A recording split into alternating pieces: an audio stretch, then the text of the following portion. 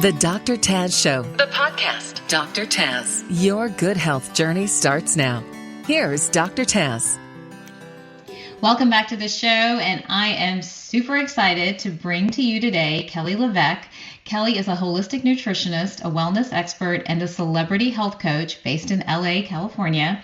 She has her business, Be Well, which grew out of Kelly's lifelong passion for health, the science of nutrition, and overall wellness. Guided by a practical and always optimistic approach, Kelly helps clients improve their health, achieve their goals, and develop sustainable habits to live a healthy and balanced life.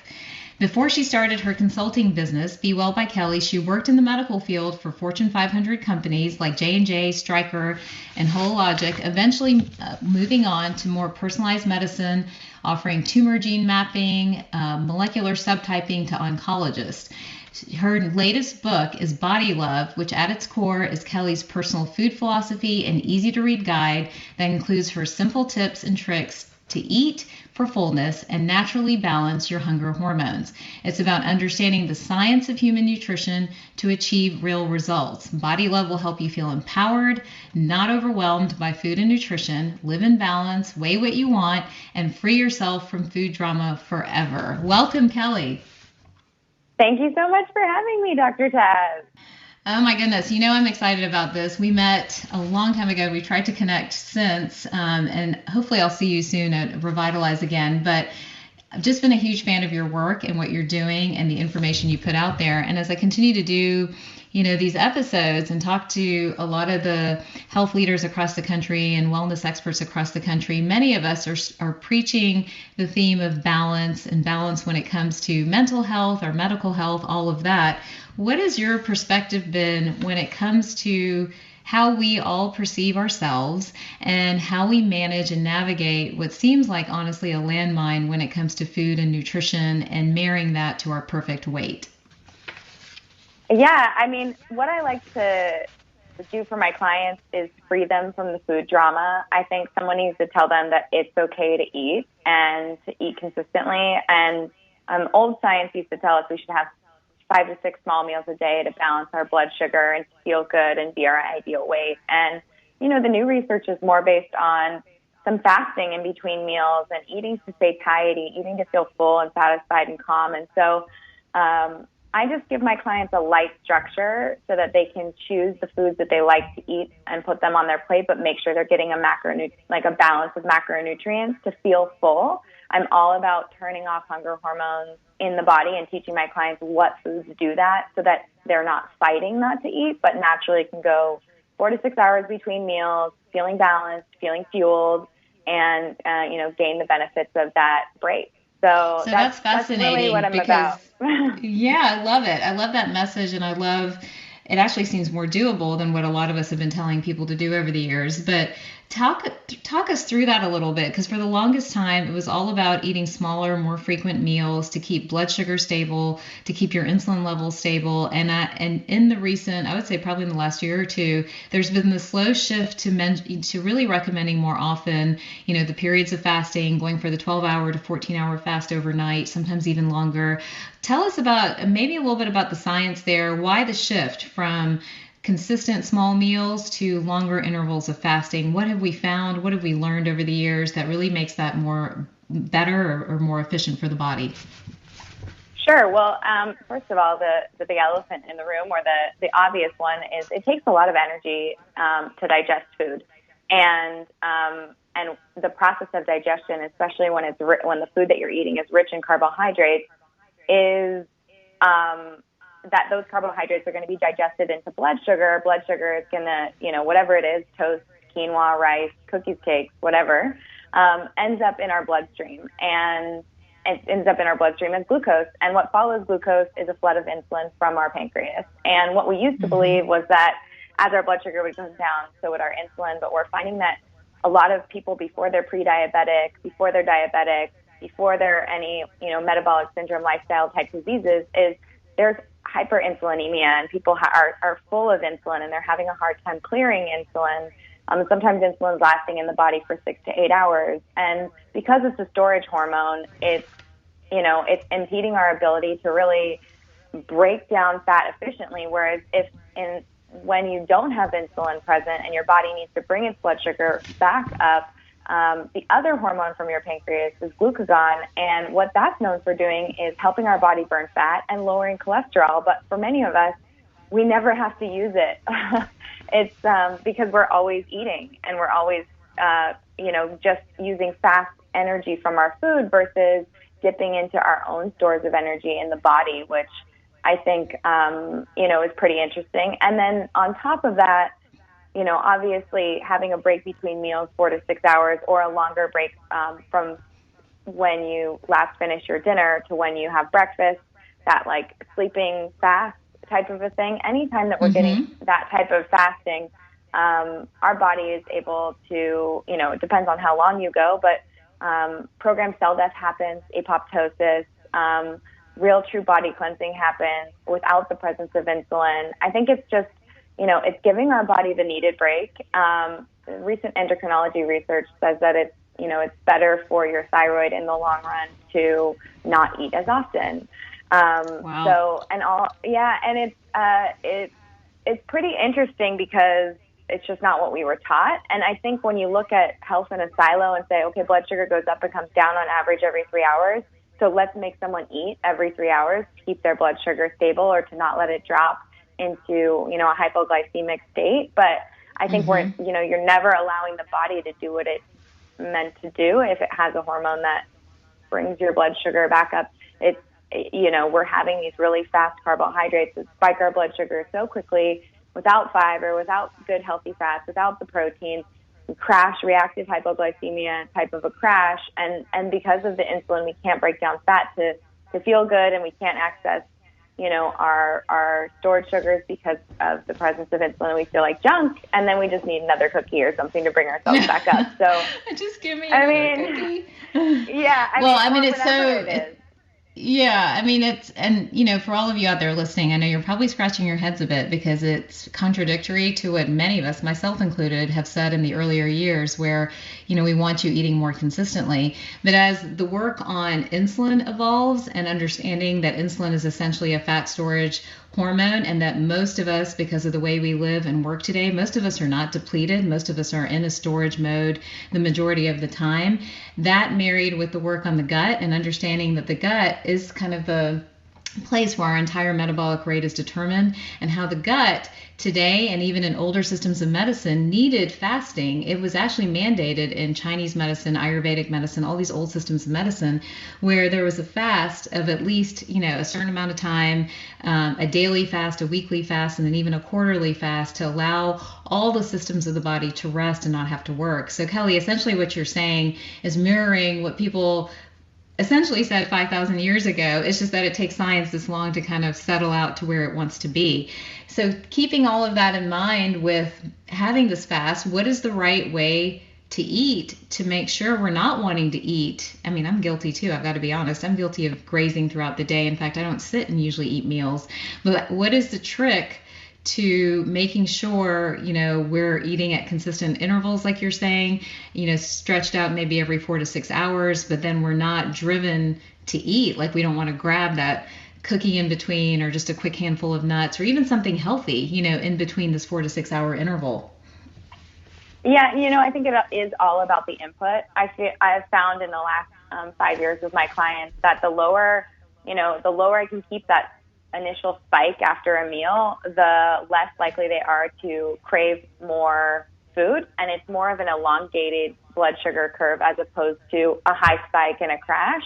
So it's looking at putting the things on your plate that don't break down to blood sugar. So I talk a lot about protein, fat, fiber, and greens. That's what I call my Fab Four in my book, because of their ability to not only turn off over 8 hunger hormones in your body, and we can kind of geek out on those if you want, but also to elongate the blood sugar curve. So it's the science of anytime you're adding a little bit of protein and healthy fat to something, it's going to slow the digestion of that meal.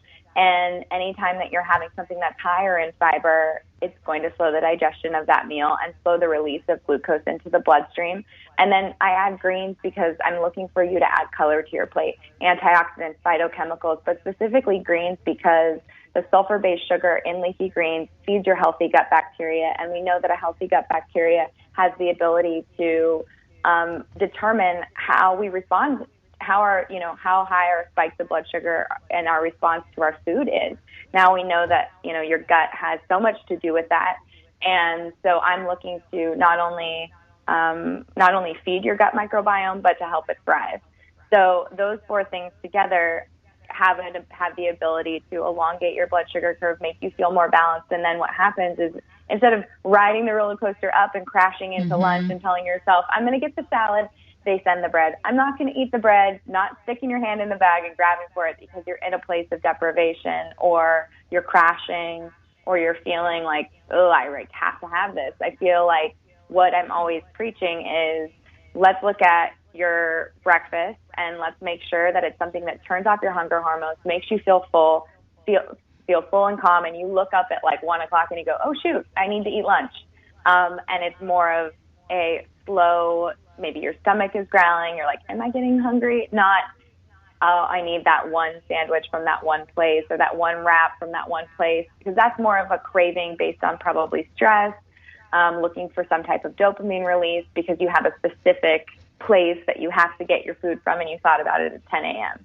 Wow. So it's more of a relaxed decision. I love this. So again, for my listeners, I hope you guys are catching all this. Just to reiterate, it's really the Fab Four that Kelly talks about to control those hunger hormones and to really elongate your blood sugar, meaning you're not feeling the swings of your blood sugar throughout the interval where you're not eating. And those not eating intervals are just as important as the eating intervals, is really the essence of her philosophy. The Fab Four, again, are protein, fiber, fat, and greens, all to really help you get the most energy you can get, and also to keep your blood sugar and your insulin levels nice and stable. Kelly, give us an example. If I had to chart out a day, give me an example of what you would tell me to eat. My schedule, I'm kind of running all over the place. What would you tell me to eat? Maybe, and even the times, for like breakfast, lunch, dinner, what would be ideal, kind of given the routine that I usually run? Sure. Well, first of all, I'm a big fan of my smoothie formula, which is the Fab Four smoothie. And for a lot of people, it's the most accessible thing that I have in the book, and it gives them a lot of success. So they'll get up, they'll do their workout first thing in the morning just to get it in. Also, a fasted workout is a really great way to have the release of human growth hormone and testosterone as a female to hold on to lean muscle mass and burn some fat away. And then I would say, let's have a Fab Four smoothie on your way to work. It'll take you 2 minutes to blend up. So you would pick a protein powder. So depending on your lifestyle, I have clients who are vegan and vegetarian. They do an organic pea protein. I have like the paleo clients, the clients that don't associate with anything. Maybe they're doing, a collagen protein or a grass-fed whey. It just really depends on the client. I try to steer people away from brown rice protein. It's just known for being higher in heavy metals and, like lead and arsenic and stuff like that. So and people don't understand why. It's literally because it's coming from the soil. So like whenever you have a plant that's grown in the soil, if that's in the soil, it's going to be in the plant. So there's a little higher chances for that with the brown rice protein right now. So I'm leaning towards pea, which I like a lot. It's great. And then you would so that's your protein in your shake. And then you would do fiber. So maybe chia, flax, acacia fiber. It depends on, which one you'd like to use. I would just say 1 to 2 tablespoons of fiber. And then you do a fat. So I have clients who do, vanilla protein, acacia fiber, and then they do avocado as their fat. I have other clients who do I have a chocolate protein, a chia seeds, and almond butter as their fat. So you're looking for that protein, fat, and fiber to be the base. And then you just throw some spinach in there. You can barely taste it. A lot, some unsweetened almond milk or unsweetened coconut milk. Blend that up, and you're out the door. So you'll notice that in my book, the first couple of recipes that I give you the formula to build any shake that you want, and you can make any flavor. But the first couple pages of my recipes are all fruit-free, and I really like this. I really like to get people the protein, fat, fiber that they need, some greens, fill up their stomach, stretch it. I mean, people used to grab those juices on their way into work, and honestly, without the stretch of your stomach, ghrelin is still like, hey, we're hungry. What's up? Right. Listen up. It's a quick rise in sugar, too. Right. And so I like to modulate that. I like to turn off that hunger hormone. I like to stretch the stomach. I like to fill you up, but I don't want to, especially right after a workout, I don't want to fill you with sugar.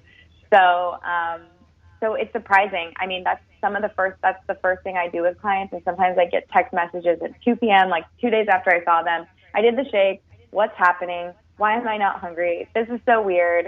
That's great. And it's, they just naturally feel better, can naturally go that period of time between meals. They're very relaxed. And then they make better choices. And then I'm not forcing them to eat a specific way at lunch and dinner. It's almost cyclical. It feeds off itself. It's the momentum of the day. And so, then it's just, again, looking for the protein, fat, fiber, and greens. And that might be, an arugula salad with avocado, shrimp, and like a lemon vinaigrette. Or, you might be a person who's like, I feel really good with grass-fed bison, and I'd rather have a lettuce wrap burger with roasted broccoli, because that just, I'm more of a person who needs a little bit more protein, or, for whatever the reason is. This is where the Fab Four can teach people how to balance blood sugar without them understanding what they need to elongate that curve, and also allow them to say, like, oh, I'm a pescatarian, or I'm paleo, or whatever it is. It gets a little bit more difficult with my vegan and vegetarian clients, just based on the fact that I'm not a big fan or proponent of soy, based on like phytoestrogen levels, based on GMO stuff and all of that. But, then we get creative. We, do a tahini dressing. We really up the fat in replacement of the protein. We add like nuts and seeds and things like that. And then maybe do like a small serving of beans, like a lentil or a chickpea. But I also want people to remember that beans are half carbohydrate. So they're full of fiber, which is great, but there is going to be a response there with blood sugar. And some people, we kind of have to play with it. Do they do well on beans? Do they like it? Do they not like it? It's kind of client dependent, but we're just looking for those mixed macronutrients so you feel calm, relaxed, full, and can almost like wake up at your next mealtime like, whoa, it's time. Time again. I love this, Kelly, because I think this is so doable, and I'm sure my listeners would agree. I mean, if we can just lock the Fab Four, so protein, fiber, fat, greens, and then think through 4 to 6 hour intervals, then hopefully we're not giving in to cravings, we're not having cravings, and we're sort of dialed into that piece of having a decent fast, but at the same time getting the right energy to sustain us throughout the day. And then we can each carry our individual stamps, so to speak, whether we want to be gluten-free, paleo, keto, whatever it is. But you can carry the stamp of how you want to eat, as long as you're kind of keeping these 4 elements locked in your mind. And that, I think, ultimately, with a lot of the nutrition research over the years and the wellness explosion over the last years, where a lot of my patients are landing now is still completely confused, because there's so much information and there's so many people out there talking that they don't understand, and they're having a really hard time of trying to say, well, is this the right thing for me, or is this not the right thing for me? But this is something anyone can do. Anybody can remember these 4 key groups: protein, fiber, fat, and greens, trying to bring them in at these designated intervals, maybe every 4 to 6 hours. So for somebody like me, it would be maybe 7, 12, or even 1, and then again probably 7 o'clock in the evening or so, and then I'm done. That means I would cut out a lot of my grazing and snacking that I do throughout the workday, which is completely doable as long as I'm getting the right fuel to begin with. So this is something I'm going to jump on. I hope you guys as listeners jump on as well. But I do want to talk, you mentioned the hunger hormones and being hormone aware. Do you want to dive into that for just a little bit and just talk about, kind of what we're doing when we follow this philosophy of eating, and what it does not just for our hunger hormones, but for our hormones in general? Sure. I mean, I think that, balancing your blood sugar and being aware that the carbohydrates you're eating cause this release of insulin. It is a storage hormone. You are really shutting down your body's like pure ability to break down fat. And I think that that's super important to be aware of. So, for example, I've had clients sit down with me and they say, okay, I wake up and I have avocado toast. I'm like, okay, there's a spike in your blood sugar right there from a carbohydrate. And then at lunch, I have this grain bowl. And then at dinner, we have wine, and I love dessert. And I look at that and I say, okay, well, if you're having breakfast at 6 a.m., insulin is lasting for 6 to 8 hours in your bloodstream. If you have the inability to clear it, it's on average about that long. So, okay, then you're not really, insulin's present from 6 a.m. to 2 p.m., and you're not really doing a very good job of burning fat. You're probably burning some stored glycogen for fuel. And then you have that grain bowl at noon. We've kind of shut it down again until 6 or 8 p.m. at night. And then you have your wine and your dessert at 6 at night. And then we shut it down until about 2 a.m. And so then I look at like this pure cleansing, burning period is only from 2 a.m. to 6 a.m. And that's something I want my clients to be aware of. I don't think that they need to be no carb, low carb keto, but I need them to be aware of the time that their body is in this really good state of, with the ability to burn fat without the presence of insulin. So I like I said, with the fruit-free smoothie, that's something that's really easy for people because they're more emotionally connected maybe to lunch and to dinner as a culture than they are to breakfast. And so it's something that's an easy pull where I say, okay, well, no big deal. You finally are clearing your insulin at maybe 2 a.m. Wouldn't it be so great if you maybe didn't have those carbs and that spike of sugar in the morning until your bowl at lunch? Then all of a sudden I'm getting this burn period from 2 a.m. all the way to noon or 1 p.m., depending on when they have lunch. And they don't have to change their whole life. And then I get the call, a couple weeks later, and my bloating's gone, my skin is glowing, I'm feeling great, my jeans are a little loose, or whatever the case may be, without this total wholesale change of their life. And that's just being aware of insulin in general. So maybe you're like, I'm going to go to brunch. I really love brunch with my friends, potatoes, a mimosa, whatever it is that living your best life, right? And so then you maybe say, okay, well, just be aware. First of all, you're going to ride that blood sugar train up, a little champagne's a lot of sugar. Then you have the starchy potatoes. Maybe someone got like a bite of something for the table that gluten-free baked goods in Venice. That's what we have, So you maybe have all these things at your fingertips and you have this big brunch. You ride that blood sugar roller coaster up. You're going to come crashing hard down. All you're going to want to do is order pizza, Netflix and chill. You're not going to feel like working out. It's part of like the biological response, So we just be aware of that and say, you would maybe try your best to say like, okay, well, we're just going to, make a roasted chicken and some veggies for dinner tonight and try to, pull back a little bit so that we're aware of that, giving our body a break from insulin when we can. Now, whenever you become, sometimes I'm sure you know this, Dr. Taz, but for your listeners, whenever someone becomes insulin resistant, there's a lot of theories on why someone would be insulin resistant. I try to explain it to my clients simply like, let's say that you had a glass of wine Monday, Tuesday, Wednesday, Thursday, Friday. By Friday, you might need 2 or 3 glasses of wine to feel that same little fuzzy buzz that you felt on Monday.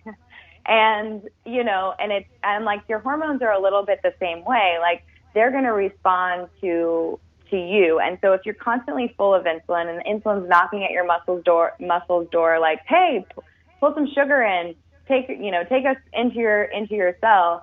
I'm like, you're never giving your body a break. It's constantly there and it needs more and more of it to be effective, and or, your muscles need to be worked out, get a little bit of a fast. And then, there are also other theories like molecular mimicry that affects those cells and a lot of other things. But I just think I do see some really great responses in regards to body composition changes when we're not always full of insulin and we're aware that it lasts for such a long time. And then when you have that insulin sensitivity, there's studies that show then you have leptin sensitivity. And that's the hormone that's released from your fat cells that say like, hey, we're full. We don't need to be any, fuller down here, our little fat cells. It sends it to your brain and your brain goes, oh, we're good. It lowers your, increases your satiety and lowers your appetite. So it's like they start to work together, and a lot of the same foods turn these on or off or modulate these. And like in regards to like insulin and leptin, it's the anti-inflammatory foods. It's that increase in omega-3s from like wild fish. It's an increase in magnesium from leafy greens that can improve insulin sensitivity, and then thus it also, have its improvement on leptin sensitivity as well. So it's like they start to be synergistic a little bit, and absolutely. bringing certain foods onto your plate can really turn off those hunger hormones. So I list over 8 in my book on a chart to try to explain to people in a very simple way, hey, these are the hunger hormones screaming at you to eat. It's not your fault. But, hey, by the way, if you just have a croissant, you're not turning a single one of these off. Fantastic. And a lot of this information is in Kelly's book. And obviously, as you guys can tell, I can probably talk to her forever. But again, remembering these words, insulin sensitivity, leptin, fasting, the role of eating the Fab Four, if you guys can at least walk away with that information in hand, I think that will equip you to have your own body love and be the best kind of superwoman you can be. Kelly, any last minute tips before I let you go? Anything you really want everybody to know before we say goodbye? I would just say if you haven't ever had a Fab Four smoothie for breakfast, I would give it a try, because it might just make making healthy choices at lunch and dinner really easy. Awesome. I'm going to go try it for lunch or dinner today, or maybe for breakfast tomorrow. How about that? If you're trying to get a hold of Kelly, tell people where they can find the book, and also what the best way is to get in touch with you. Sure. You can find me on social media at Be Well by Kelly on Instagram, Twitter, Snapchat. My website is also bewellbykelly.com, and there's a form submission, contact form there. If you want to see me, you can book services there as well. I'm kind of everywhere right now, or trying to be. Fantastic. I need to clone myself. Yes, you're doing awesome work. I've been following you on some of the stuff you're doing, and I know it's all amazing work, and I'm super proud of the book. And like I said, I'll be making my smoothie in the morning. I'll let you know how it goes. But thank you for taking the time out to join me today. I really appreciate it. And for the listeners, get her book. It's called Body Love. Thanks again. All right. Bye. Bye.